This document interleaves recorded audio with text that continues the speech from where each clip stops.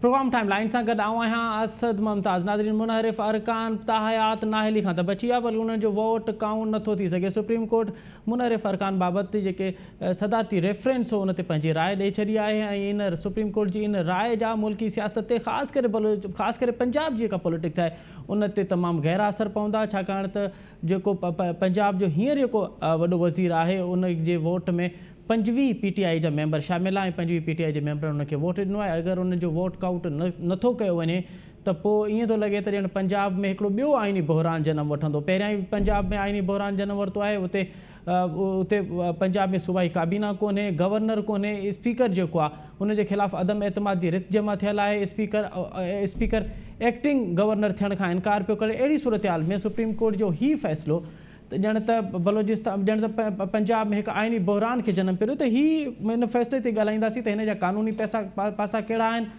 ऐं ईंदड़ ॾींहंनि में इन हवाले सां जेको सुप्रीम कोर्ट चए थी पई त पार्लियामेंट कानून साज़ी करे त कहिड़े क़िस्म जी कानून साज़ी थी सघे थी पई। छा मुस्तक़बिल में अदम एतमाद वारो जेको मामिलो आहे छा हाणे उहो बंदि थी वियो आहे? इन ते राय वठंदासीं। हिन असांखे जॉइन कयो आहे मुल्क जो मुमताज़ कानूनदान जनाब अख्तर एडवोकेट साहब ऐं उन सां गॾोगॾु असांखे जॉइन कंदो ज़मीर घुमरो साहब, पाण अॻूणा एडवोकेट जनरल आहिनि सिंध जा ऐं सीनियर कानूनदान आहिनि। अख्तर एडवोकेट साहब, आपसे प्रोग्राम का आगाज़ करते हैं। सबसे पहले तो ये बताइए कि ये जो सुप्रीम कोर्ट ने कल फैसला दिया है, ये फैसला है या सुप्रीम कोर्ट की सिर्फ राय है? उन्होंने सिर्फ तशरीह की है, क्योंकि सदारती रेफरेंस में कहा गया था कि आप 63A की तशरीह करें, तो ये तशरीह है या फैसला है? देखिए असद मुमताज़ साहब जो है ये रेफरेंस के साथ साथ दो पिटीशनें भी थी जी, जो 184(3) की पिटीशनें थी जी। तो उन्होंने ये दोनों पिटीशनों को भी उसके साथ ही फैसला किया और उन्होंने कहा कि ये हमारा आर्डर उन पिटीशनों के साथ है। तो इस वजह से अब ये सिर्फ राय नहीं है बल्कि सुप्रीम कोर्ट का फैसला भी बन जाता है और जो उन्होंने इसमें दिया। लेकिन मेरे देखिए ख्याल से with respect to the Supreme Court, 63A के प्रोविजंस बहुत ही क्लियर हैं और उन प्रोविजंस के मुताबिक अगर कोई किसी पॉलिटिकल पार्टी का पार्लियामेंट्री पार्टी का मेंबर जो है वो पार्टी को अगर छोड़ देता है, पार्टी से रिजाइन करता है या वो पार्टी के मैंडेट के या डायरेक्शंस के मुताबिक वोट ऑफ कॉन्फिडेंस या नो कॉन्फिडेंस में पार्टी की डायरेक्शन के मुताबिक वोट नहीं देता है या बजट में पार्टी की डायरेक्शन के मुताबिक वोट नहीं देता है तो वो डी सीट हो जाएगा। अच्छा। वो जो वो भी उसका प्रोसीजर बाकायदा जो है वो तफसीलन प्रोसीजर 63A के अंदर दिया हुआ है कि पार्टी हेड जो है वो इलेक्शन कमीशन को लिखेगा, उनको पहले शोकाज नोटिस भी देगा और फिर इलेक्शन कमीशन उनके डी सीट होने का फैसला करेगा, जिसके साथ सुप्रीम कोर्ट में अपील भी है। लेकिन और वो दो जजों ने मेरे ख्याल में सही फैसला किया कि इसके अंदर हम मजीद जो है अगर कोई जो सुप्रीम कोर्ट की मेजॉरिटी 3 मेंबर्स ने जो फैसला दिया है कि ये उनके वोट ही नहीं गिने जाएंगे, ये मैं समझता हूं कि इस प्रोविजन के अंदर एक इजाफा जो है वो उन्होंने किया गया है और जो मेरे ख्याल में सही नहीं है। अच्छा। अच्छा अख्तर साहब, मैं अब ये आपसे समझना चाहता हूँ और हमारे नाज़रीन भी समझना चाहते हैं। आप ये कह रहे हैं कि उनका वोट शुमार किया जाए, उसके बाद उनको डी सीट का जो मामला है वो हो जाएगा अगर वो पार्टी की लाइन से, पार्टी की गाइडलाइन से अलग अपने कोई राय रखते हैं तो? हाँ देखिए ना, एक तो पंजाब के अंदर खुद उस असेंबली के वो आप देख रहे हैं कि वो उन्होंने खुद ही बाइकाट कर दिया था उससे और वो एक दूसरी पॉलिटिकल पार्टी को वो सपोर्ट कर रहे थे। अगर ये मान लिया जाए कि पार्टी की डायरेक्शन उसको वोट देने की थी तो उन्होंने उसके खिलाफ वोट दिया तो पहले तो उनका वोट काउंट होगा ना, वो जाहिर होगा कि इन्होंने पार्टी के खिलाफ वोट दिया है और उसके बाद आएगा कि उनकी डी सीट का मसला आ जाएगा कि भाई वो इलेक्शन कमीशन करेगा पार्टी की हेड की डायरेक्शंस के उसके मुताबिक। लेकिन ये तो नहीं हो सकता कि सब उनका वोट ही नहीं काउंट किया जाए, ये मैं समझता हूं कि जो मेरे ख्याल में सही नहीं है। अच्छा, तो अख्तर साहब अगर हम पंजाब की बात करें और कल का जो फैसला आया है उस पर बात करें तो अब अगर ये वहाँ पे लागू हो जाता है तो फिर तो पंजाब में किसी के पास अक्सरियत नहीं रहती। अगर किसी के पास अक्सरियत नहीं है तो फिर आइन क्या कहता है कि क्या वो असेंबली कंटिन्यू करेगी, तो फिर कैसे?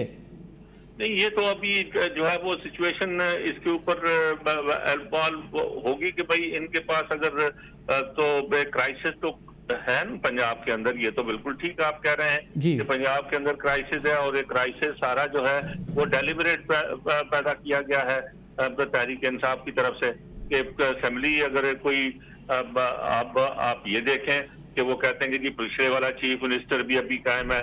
جس چیف منسٹر نے ریزائن کیا تھا بالکل اور اس کا گورنر نے اس کو بلایا تھا، اور جی گورنر نے ان کو بلا کے ان کو پوچھا، اور ان کے بعد ان کا ریزگنیشن ایکسیپٹ کیا گیا. جی اور اس چیف منسٹر نے نئے الیکشن کے اندر پرویز الہی صاحب کو پرپوز کیا تھا، اور ان الیکشنوں کے اندر اس کے اندر وہ موجود تھے. اور آج کہنا کہ وہ چیف منسٹر کی اپنی جگہ پر قائم ہے، اس کا ریزگنیشن غلط ہے. اور جی پھر گورنر کا جو ہے جی وہ اوتھ نہیں لینا ہے، جی اور وہ ہائی کورٹ کی ڈائریکشنز کے مطابق کے باوجود اوتھ نہیں لینا ہے. تو کرائسس انہوں نے خود کھڑا کیا ہے.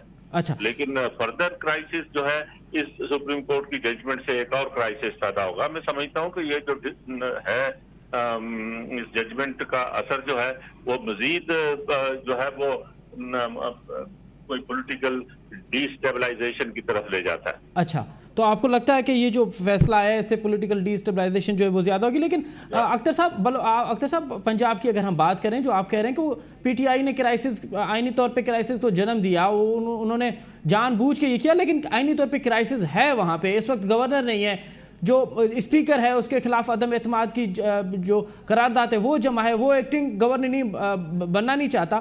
تو آپ کیا سمجھتے ہیں کہ اس پنجاب میں ایک مرتبہ پھر کورٹ کو جو ہے وہ ایکٹیو ہونا پڑے گا، اور کورٹ جو لاہور ہائی کورٹ ہے اس کو کسی فیصلے کی ضرورت پڑے گی اس آئینی کرائسس سے نکلنے کے لیے؟ لیکن پہلے تو یہ ہے کہ ابھی ان کے پاس یہ آپشن موجود ہے کہ ریویو فائل کر سکتے ہیں، نظر ثانی فائل کر سکتے ہیں سپریم کورٹ کے پاس جی جو ہے وہ مسلم لیگ نون والے. جی تو یہ آپشن ابھی ان کے پاس موجود ہے.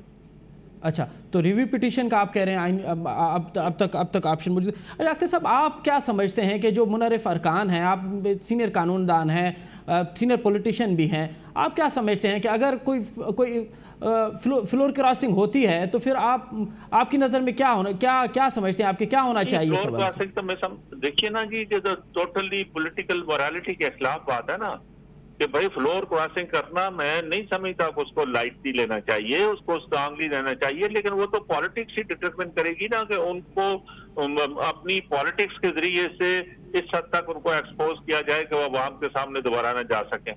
اور کانسٹیٹیوشن نے اس کے اندر جو ہے وہ ایک پروویژن دیا ہے کہ ان کو دیکھیے صرف کانسٹیٹیوشن یا کورٹ کے ذریعے سے کسی کو ختم نہیں کر سکتے.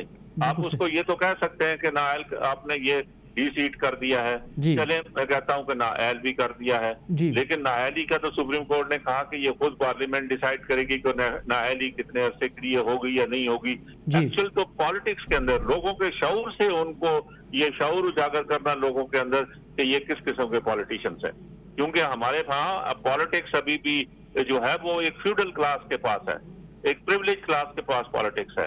عوام کے اندر ابھی جو ہے ورکنگ کلاس کے اندر یا محنت کار عوام کے اندر پالیٹکس نہیں گئی ہے اس حد تک پولیٹیکل شعور ان میں کہ وہ ان لوگوں کو ہی بار بار الیکٹ کریں جو اس پارٹی سے ایک دن آتے ہیں، ایک دن مسلم لیگ میں ہوتے ہیں اور دوسرے دن تحریک میں ہوتے ہیں، تیسرے دن پیپلز پارٹی میں ہوتے ہیں.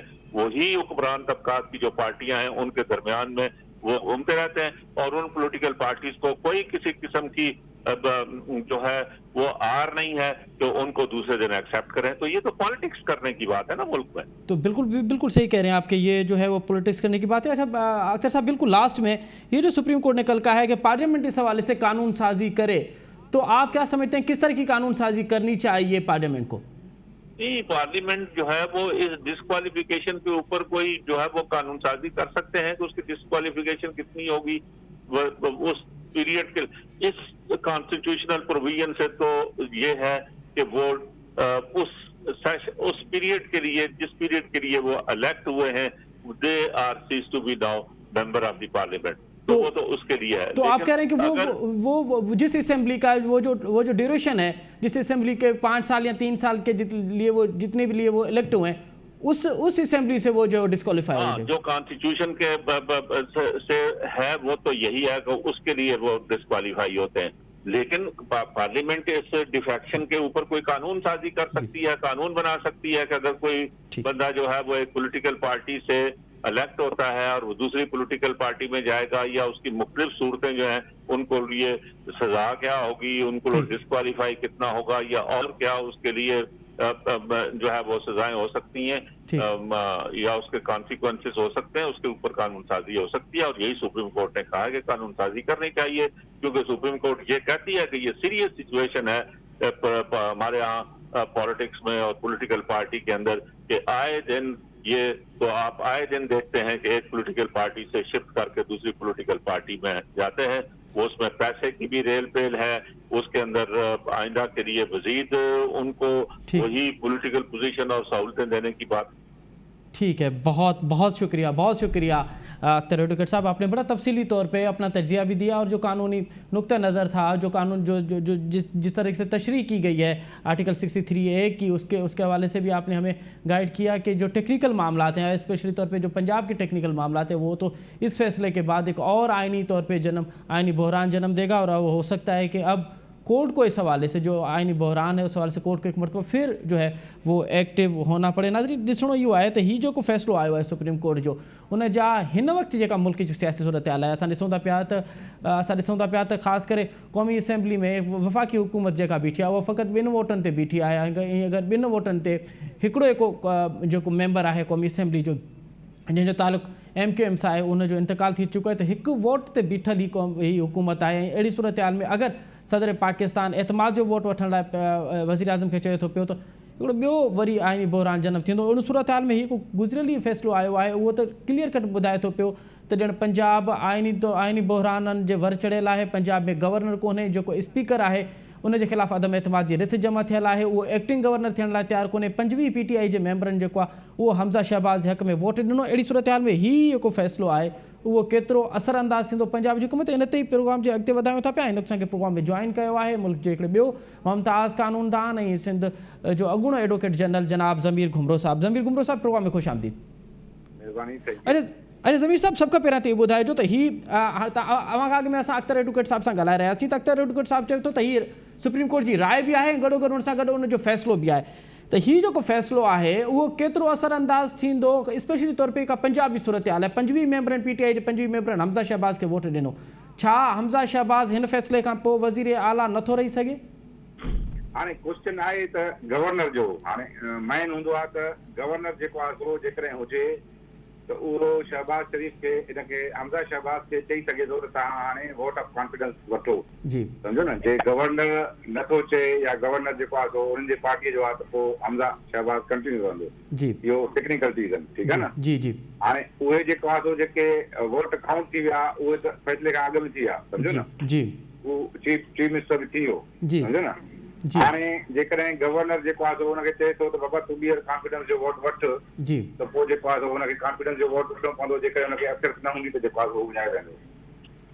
त अवां चओ था पिया त हींअर जेके वोट कास्ट थी विया आहिनि उन ते ई फ़ैसिलो लागू न थींदो, एतमाद वारे वोट खां पोइ बाल ख़बर पवंदी? मुंहिंजे ख़्याल में इहो वरी मैटर वेंदो कोर्ट में फर्दर इंटरप्रिटेशन लाइ। सुप्रीम कोर्ट जो हाणे फ़ैसिलो अची वियो आहे जी। जेके वोट काउंट थिया जी हमज़ा शहबाज़ जे इलेक्शन में, उहे वैलिड आहिनि या न, काउंट थियणु घुरिजनि या न, पर उहो हमज़ा शहबाज़ जा वोट हिन फ़ैसिले खां अॻु में जेको आहे थी विया आहिनि। जेकॾहिं फ़ैसिले खे जेको आहे कोर्ट चए थी त इहो प्रोस्पेक्टिव आहे जी, माना जंहिं ॾींहुं आयो आहे उन खां पोइ अमल में ईंदो, त पोइ जेको आहे सो उहे वोट जेको आहे सो काउंट सम्झा वेंदा। जेकॾहिं कोर्ट वरी चए थी, इहो वरी इंटरप्रिटेशन जो इशू थींदो जी, त कोर्ट चए थी त इहे काउंट न थींदा त पोइ हमज़ा शहबाज़ हली वेंदो। अच्छा ज़मीर साहब, अव्हांखे छा थो लॻे त जेको फ्लोर क्रॉसिंग जेका थिए थी पई, जेको मुनरिफ़ अरकान आहे, जेको मुकरीब जेको मेंबर आहे, उनखे वोट कास्ट जो हक़ हुजणु घुरिजे? इहो बाबा कॉन्स्टिट्यूशन ॾे थो, डिफेक्शन कॉन्स्टिट्यूशन में प्रोवाइडेड आहे। फॉर एग्जाम्पल सुभाणे को वज़ीर आज़म अचे थो, उहो चए थो त बाबा मां मुल्क जे सावरनिटी खे नथो मञा, त पोइ जेकॾहिं मेंबर फिरनि था त उन में इहो प्रोविजन लिखियलु आहे त इहो अहिड़े सूरत हाल में जेको आहे सो थींदो। त डिफेक्शन जेको आहे सो कॉन्स्टिट्यूशन में प्रोवाइड थियल आहे त डिफेक्शन जेको आहे सो मेंबर करे सघे थो ऐं पार्टी हेड जे डायरेक्शन जे ख़िलाफ़ वोट ॾेई सघे थो, पर हुनजो कॉन्सिक्वेंस इहो आहे त उहो डीसीट थी सघे थो। डीसीट न बि थी सघे थो जेकॾहिं इलेक्शन कमीशन आहे सुप्रीम कोर्ट हुनजो फ़ैसिलो जेको आहे हुनजे हक़ में कनि। त इहो जेको आहे सो कॉन्स्टिट्यूशनल इंटरप्रिटेशन जो आहे, पर कॉन्स्टिट्यूशन में आर्टिकल 63A में इहो ॾिनल आहे त जेको आहे सो मेंबर जेकॾहिं जेको आहे जॾहिं वोट कंदो त उन खां पोइ डिफेक्ट थींदो। जी अच्छा ज़मीर साहब सुप्रीम कोर्ट हुनखे इंटरप्रीट कयो आहे त जेको आहे मेंबर जो वोट काउंट न थींदो। जी मुंहिंजे ख्याल में त जेको माइनॉरिटी जजिस जेको आहे ॿिनि जजिस फ़ैसिलो ॾिनो आहे उहो इन अकॉर्डिंग कॉन्स्टिट्यूशन आहे। अच्छा अख्तर एडवोकेट साहब भी यही ॻाल्हि पियो करे त जेको 2 मेंबर जिन जी राय आहे उहा असांखे वधीक जेको आहे उहा अट्रैक्ट पई करे। अच्छा ज़मीर साहब हीअ जॾहिं पिटीशन हले पई त पिटीशन दौरान जेके चीफ जस्टिस जा रिमार्क्स हुआ हिकु वक़्तु इहो बि रिमार्क्स चीफ जस्टिस ॾिना त मेंबर खां वोट खसण जो हक़ जेको आहे उहो बुनियादी तौर ते उहो मुनासिब न हूंदो छाकाणि त इहो हुनजो बुनियादी राइट आहे त उहो पंहिंजो वोट कास्ट करे ऐं गुज़िरियल ॾींहुं को फ़ैसिलो आहे उन में इहो त हुनजो वोट कास्ट न थींदो।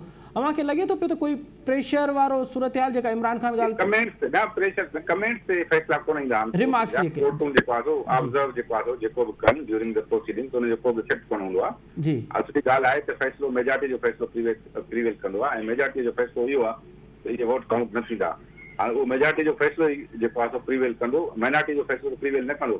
भली कुझु माण्हू जेको आहे माइनॉरिटी वारे फ़ैसिले सां एग्री कंदा त उन्हनि जो फ़ैसिलो सही आहे ऐं उहो अॻिते हली जेको आहे फ़ैसिलो जेको आहे जेकॾहिं ये 5 मेंबरनि जी बैच आहे जेकॾहिं 7 मेंबरनि जी बैच या 9 मेंबरनि जी बैच या फुल कोर्ट जेको आहे उनखे जेको आहे ख़तम बि करे सघे थी रिव्यू बि करे सघे थी पर फ़िलहाल इहो फ़ैसिलो जेको आहे मेजॉरिटी फ़ैसिलो सम्झो वेंदो।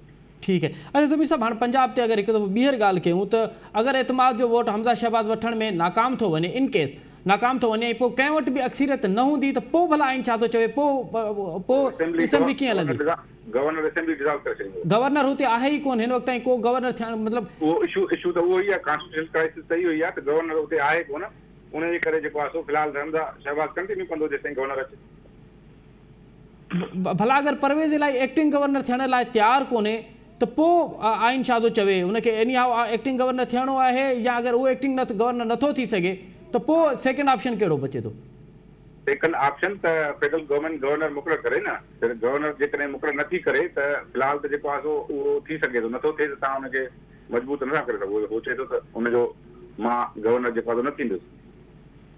ठीक है। अच्छा ज़मीर साहब हाणे ॿिनि वोटनि ते बीठल आहे वफ़ाक़ी हुकूमत अगरि सदर पाकिस्तान एतमाद जो वोट जी ॻाल्हि करे थो पियो वज़ीर आज़म खे तव्हां पार्लियामेंट खां एतमाद जो वोट वठो ऐं जेके काफ लीग जा मेंबर आहिनि उनजी पार्टी डायरेक्शन इहा हुजे त असांखे वोट नाहे ॾियणो तव्हां नथा सम्झो त क़ौमी असेंबली में बि इहा साॻियो ई बुरान वरी आइनी तौर ते बुरान थी सघे थो? बिल्कुलु सदर चई सघे थो पंहिंजो प्राइम मिनिस्टर खे त तव्हां ऐवान जो एतमाद विञाए चुका आहियो उन करे तव्हां वोट ऑफ कॉन्फिडेंस वठो सदर चई सघे थो। जी ऐं अगरि काफ लीग जा जेके 2 मेंबर आहिनि उहे अगरि पंहिंजी पार्टी उन्हनि जी पार्टी पोज़ीशन इहा हुजे त असांखे शहबाज़ शरीफ़ खे वोट नाहे ॾियणो त पोइ अगरि उहो त जॾहिं हुननि जी पार्टी फ़ैसिलो करे न हुननि जो जेको आहे सदर हुननि खे जेको आहे डायरेक्शन ॾे त हिननि खे वोट न ॾियो या ॾियो अहिड़ी का डायरेक्शन जॾहिं न हूंदी त उहो ॾेई सघंदा वोट। अव्हांखे ईंदड़ ॾींहंनि में लॻे थो पियो त वफ़ाक़ में बि आइनी बहरान जनम वठी सघे थो?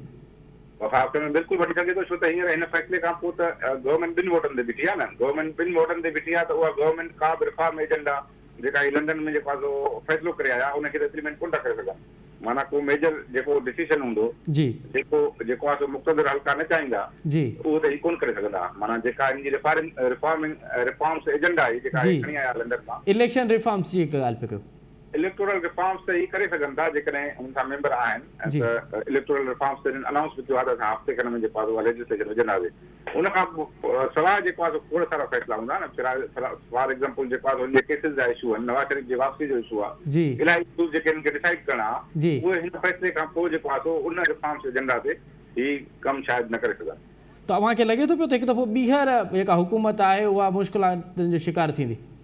बिल्कुलु पॉलिटिकल इनस्टेबिलिटी वधी वई आहे न पॉलिटिकल इनस्टेबिलिटी हिन फ़ैसिले खां पोइ इन करे वधी वई आहे जो गवर्नमेंट वञी 2 वोटनि ते बीठी आहे अदरवाइज़ त जेको आहे जेके मेंबर्स हुननि सां हुया जेको आहे PTI जा मेंबर उहे जेको आहे उनखे बचायूं बीठा त उहे वोट कंहिं बि वक़्तु जेको आहे ॾेई सघनि पिया न ऐं उन्हनि जो वोट जेको आहे वधि अनसीट थियनि पर वोट त गवर्नमेंट खे ॾेई सघनि पिया उहो हिकिड़ो बैलेंसिंग एक्ट जेको आहे क़ाइमु कयूं बीठा हाणे उहो बैलेंसिंग एक्ट जेको आहे ख़तमु थी वियो आहे उन खां पोइ गवर्नमेंट जेको आहे इनसिक्योर थी वई आहे त बाबा का पार्टी जेकॾहिं 2 मेंबर या 3 मेंबर फिरी वञनि त हुननि जो 171 नंबर थींदो त गवर्नमेंट हली वेंदी पोइ जेको आहे लाज़मी तौर ते जेको आहे प्राइम मिनिस्टर खे असेंबली डिसॉल्व करणी पवंदी। वॾी वॾी वॾी वॾी महिरबानी बैरिस्टर ज़मीर गुमरो साहब अवां तफ़सीली तौर ते असांखे आगाह कयो त इहो हिकु बहरान आहे, हीउ हिकु फ़ैसिलो आयो आहे। उनखां पोइ पहिरियों त हुकूमत लाइ वफ़ाक़ी हुकूमत लाइ हिकिड़ो वॾो धचको इहो लॻो आहे त हू जेके आइनी इस्लाहत करणु चाहिनि पिया, ख़ासि करे जेके उन्हनि जा केस आहिनि मियां नवाज़ शरीफ़ जा, मियां नवाज़ शरीफ़ जेको परॾीह में वापसी हुई ऐं मियां नवाज़ शरीफ़ जी जेका नाअहली बाबति जेका जेको इहो तासुर ॾिनो पियो वञे त उहो पार्लियामेंट में हिकु दफ़ो वेंदा ऐं क़ानून साज़ी कंदा। हिन फ़ैसिले खां पोइ उहे क़ानून साज़ी वारो मामिलो रुकिजी वियो आहे। बक़ौल ज़मीर गुमरो साहिब जे त ॿिनि वोटनि ते बीठल वफ़ाक़ी हुकूमत खे ईंदड़ ॾींहंनि में पिणु आइनी बहरान जो शिकार थियणु थींदी नज़र अचे पई, छाकाणि त अगरि सदर पाकिस्तान मियां शहबाज़ शरीफ़ जेको वज़ीर आज़म आहे उनखे अगरि पार्लियामेंट मां एतमाद जे वोट जी ॻाल्हि करे थो पियो त पोइ ॾुखियो आहे, तमामु ॾुखियो थींदो। अगरि ॿ मेंबर बि जेके काफ़ लीग जा ॿ मेंबर हुआ उनखे अगरि पार्टी पोज़ीशन इहा हुजे त उहे शहबाज़ शरीफ़ खे वोट नथा ॾियनि त पोइ मियां शहबाज़ शरीफ़ जी हुकूमत बि वेंदे नज़र अचे थी पई। ऐं अहिड़ी सूरत हाल में असांखे वफ़ाक़ी हुकूमत बि ईंदड़ ॾींहंनि में अगरि हीअ सूरत हाल बरक़रार रही त पोइ कंटिन्यू करणु हुन लाइ ॾाढो मुश्किल हूंदो। हाणे उहो कंटिन्यू करे थी पई या हुन जा ॿिया कया ऑप्शन आहिनि इहो त वक़्तु ई ॿुधाईंदो। हिते वक़्तु थियो आहे प्रोग्राम में नंढी साई जो, साई वठूं था पिया ऐं साई खां पोइ वरी प्रोग्राम में ॿीहर हाज़िर थींदासीं। नज़री प्रोग्राम हिकु दफ़ो ॿीहर अव्हांखे भलीकार। हुकूमत ऐं IMF जे विच में दोहा में ॻाल्हियुनि जो राउंड शुरू थी चुको आहे ऐं ॿिए तरफ़ असां ॾिसूं था पिया त डॉलर डबल सेंचुरी मुकमल करे वरिती आहे ऐं डॉलर हिन वक़्तु पंहिंजी बुलंद तरीन सतह ते आहे, तारीख़ जी बुलंद तरीन सतह ते आहे। अगरि डॉलर हेठि नथो अचे त पोइ मुल्की मैशत जेका हिन वक़्तु असांखे लुॾंदे लंबंदे नज़र अचे थी पई। कोविड खां पोइ वारी सूरत हाल जेका आहे उहा कॾहिं बि हुकूमत सोन आई आहे। पेट्रोल ते 86 रुपया ताईं तक़रीबन हुकूमत सब्सिडी ॾिए थी पई। अहिड़ी सूरत हाल में मुल्की मैशत ते कहिड़ा असर पवंदा ऐं अगरि दोहा में के ॻाल्हियूं हलनि थियूं पियूं IMF ऐं हुकूमत जे विच में उहा अगरि नाकाम थियनि था पिया त पोइ मुल्की मैशत ते कहिड़ा सूरत हूंदा। अगरि कामयाबु थियनि था पिया त पोइ IMF जूं शर्तूं कहिड़ियूं हूंदियूं। छा IMF अगरि हुकूमत खे चवे त पेट्रोलियम ते जेका सब्सिडी ॾिए थी पई उहा फौरी तौर ते ख़तमु कई वञे या नंबरवार ख़तमु कई वञे, 84 रुपया ताईं अगरि सब्सिडी ख़तमु कई वञे, इहो अगरि ख़तमु थिए थी पई त पोइ पेट्रोल जूं क़ीमतूं 200 खां किरास करे वेंदियूं, 100-200 खां किरास करे वेंदियूं। अहिड़ी सूरत हाल में मुल्की मैशत खे किथे पहुचंदी। अगरि मुल्की मैशत में असां ज़राअत जी ॻाल्हि कयूं त ख़ासि करे सिंध ऐं जेको सराइकी बेल्ट आहे उन में पाणी न हुजण जे करे फुटियुनि जो फ़सुलु 50% पोखी कोन थी सघी आहे त हिकु कॉटन जी तव्हांजो टारगेट आहे उहो अचीव न थी सघंदो त हिकु दफ़ो ॿीहर तव्हांखे इम्पोर्ट करिणो पवंदो। अहिड़ी इम्पोर्ट करण दौरान अहिड़ी इम्पोर्ट जॾहिं तव्हां कॉटन इम्पोर्ट कंदो जेको तव्हांजो ज़री मुल्क आहियो ऐं तव्हां पंहिंजा टारगेट अचीव न कयो ऐं पोइ तव्हांखे के कॉटन आहे या कणक आहे उहो बि तव्हां इम्पोर्ट कयो त अहिड़ी सूरत हाल में मुल्की मैशत हली कीअं सघंदी। उनखां बि वधीक ॻाल्हि त हीअ जेका हुकूमत आहे जेका असां ॾिसूं था पॉलिटिकल पिच ते बि कमज़ोर आहे, मुआशी पिच ते बि कमज़ोर आहे ऐं असेंबली वारे पिच ते याने जेको पार्लियामानी पिच आहे उन ते बि कमज़ोर आहे। त हिन हुकूमत जे पोइ केतिरो सस्टेन। ॾिसो पाकिस्तान जो जेको आहे जेको इकोनॉमिक मैनेजमेंट जे हवाले सां जेकॾहिं पाकिस्तान जी तारीख़ ॾिठूं त तमामु पाकिस्तान जी तारीख़ में असां सवाइ बदहालीअ जे जेके इकोनॉमिक बदहाली खे चइजे उन खां सवाइ का असांखे सुठी तारीख़ कोन थी नज़र अचे। पाकिस्तान जी तारीख़ आहे त कर्ज़ वठी पुराणा कर्ज़ लाहियो, कर्ज़ वठी जेके आहे सो फॉरेन लोन्स ते तव्हां जेको आहे मार्कअप जी अदायगी कयो, डोमेस्टिक कर्ज़ वठी करे पुराणा डोमेस्टिक कर्ज़ लाहियो ऐं उन्हनि जी मार्कअप जी अदायगी कयो। इन सॼे सिस्टम जो जेको असरु आहे उहो तव्हांजे मैक्रो इकोनॉमिक जेको आहे जेके चइजे डिसरप्शन्स या जेके चइजे त उनजी स्टेबिलिटी ऐं उनजे इस्तेकाम ते तमामु बुरो असरु पए थो। हाणे थोरी देरि लाइ असां जेकॾहिं तव्हांजे ॻाल्हियूं जेके मां ॿुधियूं पे उनखे शुरू कयूं त IMF सां छा असांजो जेको ॻाल्हियूं थियनि थियूं उन जे सक्सेस जे हवाले सां छा का वॾी तब्दीली अचण वारी आहे, मां तव्हांखे जवाबु ॾींदुसि न। तब्दीली सिर्फ़ु इहा ईंदी त असांजा जेके मेच्योर्ड हिन वक़्तु कर्ज़ आहिनि जिन खे असांखे वापसि करिणो आहे त असां पाण खे डिफॉल्ट ऐं हिकिड़े फेल्यूअर पोज़ीशन में न आणियूं, उते असांखे हिकिड़ो स्पेस मिलंदो। असांखे ज़रूरु स्पेस मिलंदो त उन्हनि कर्ज़नि जिन जे मथां असांखे लोन्स जी अदायगी करणी आहे कमर्शियल हवाले सां जेके वरितल आहिनि उते जेका आहे असांखे हिकिड़ो स्पेस पैदा थींदो ऐं इहा ज़रूरु असांखे सघ पैदा थींदी त असां कमर्शियल बैंक्स ऐं ॿियो इंटरनेशनल जेके लेंडर्स आहिनि जेके अंग्रेज़ी में कसीरुल जहती या मल्टीलेटरल चयो वेंदो आहे उहे असां सां ॻाल्हाइणु पसंदि कंदा। जीअं वर्ल्ड बैंक आहे, एशियन डेवलपमेंट बैंक आहे, मां त टिन्हिनि खे ट्रायो सिस्टर चवंदो आहियां। कानूनी न सघे पर हिकिड़ो बैनुल अक़वामी मालियाती सिस्टम में यूनाइटेड स्टेट्स जो हिकिड़ो तमामु वॾो रोल आहे जिन्हनि टिन्हिनि इंस्टीट्यूट्स ते जिन ते सॼो असांजो आधार आहे। हाणे थोरी देरि लाइ जेकॾहिं IMF असांखे सिर्फ़ु $1 बिलियन बि ॾींदी जी त उन $1 बिलियन सां असांजा सभु मसइला त हल न थींदा, पर उन सां गॾोगॾु जेको आहे सो जॾहिं IMF के प्रोग्राम में एंटर थींदो आहे त जेके कमर्शियल दुनिया जो बैंकिंग सिस्टम आहे जी उहो इहो सम्झंदो आहे त IMF सिर्फ़ु हिकिड़ो कर्ज़, जेको कर्ज़ एक्चुअली असांखे पंहिंजे हिसे मुताबिक़ मिले थो, सॼे जेके मेंबर कंट्रीज़ आहिनि उन्हनि खे पंहिंजे हिसे मुताबिक़ मिले थो। हालांकि इहा हक़ीक़त आहे त पाकिस्तान जेको आहे सो 247 पंहिंजे हिसे खां वधीक IMF खां कर्ज़ वठे थो। उन करे पाकिस्तान खे त हिकिड़ी ॿी मुसीबत जो शिकार थो थिए त पाकिस्तान जेको आहे सो हिकिड़ो सरचार्जिस बि भरे थो। माना जेकॾहिं आम तौर ते जेको हिसो आहे उन खां वधियल वठण जी सूरत में असांखे 200 ऐं 300 बेसिस पॉइंट जा हिकिड़ा इंट्रेस्ट बि अदा करणा था वञनि। हाणे थोरी देरि लाइ वापसि अचूं त छा IMF जे मुज़ाकरात जी कामयाबीअ मां असां कहिड़ी तरीक़े सां जेका आहे सा हिकिड़ी राह वठंदासीं त असांजा जेके फॉरेन एक्सचेंज वारा मसइला आहिनि उहे हल थी सघनि। फॉरेन एक्सचेंज वारा मसइला हल करणु तमामु ज़रूरी इन करे आहिनि छाकाणि त सप्लाई एंड डिमांड ऐं पाकिस्तान जो सॼो सिस्टम ऑफ परचेज़िस जेको आहे सो डॉलर जे स्विफ्ट सिस्टम ते आहे। सवाइ चाइना के पाकिस्तान कंहिं बि मुल्क सां को करेंसी स्वैप जा एग्रीमेंट न आहिनि कया। इहो त शुक्र कयूं ख़ुदा जो या हालातुनि जो त चाइना सां असांजो हिकिड़ो $3 बिलियन खां वधीक करेंसी स्वैप आहे।